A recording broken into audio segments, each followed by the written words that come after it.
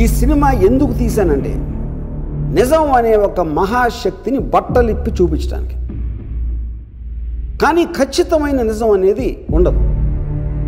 ఎందుకంటే ప్రతి మనిషికి తనకి దొరికిన సమాచారాన్ని బట్టి, వేరే వ్యక్తులు చెప్పిన దాన్ని బట్టి, స్వయంగా ఎక్స్పీరియన్స్ చేసిన దాన్ని బట్టి, అర్థం చేసుకున్న దాన్ని బట్టి తన నిజం తను నమ్ముతాడు.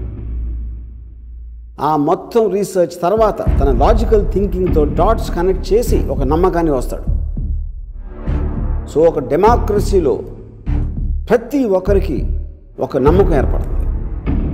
అలా వాళ్ళు నమ్మిన దాన్ని ఒకరు ఇంకొకరికి చెప్పచ్చు, ట్వీట్ పెట్టచ్చు, టీవీ డిబేట్లో పాల్గొవచ్చు, పుస్తకం రాయొచ్చు, స్పీచ్లు ఇవ్వచ్చు, లేదా నాలాగా సినిమా తీయచ్చు.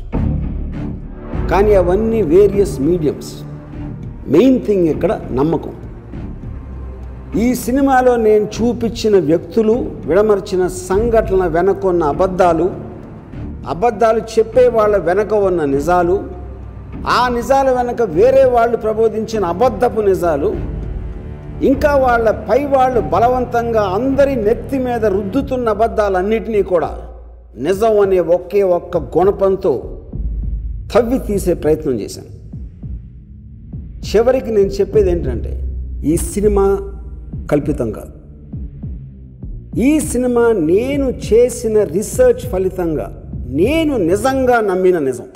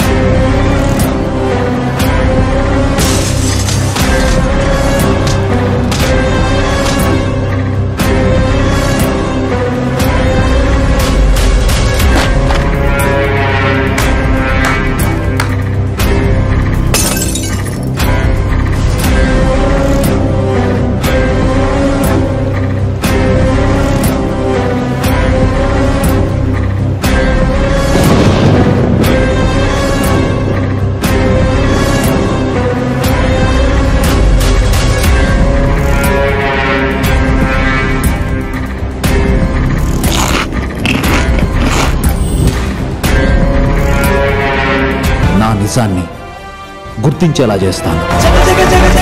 ఇదే నా శపథం. మాట తప్పని మడం తిప్పని నిప్పు మనిషి రా జగనన్న. యుగం మారినా జగం మారినా పట్టు వదలడు జగనన్న.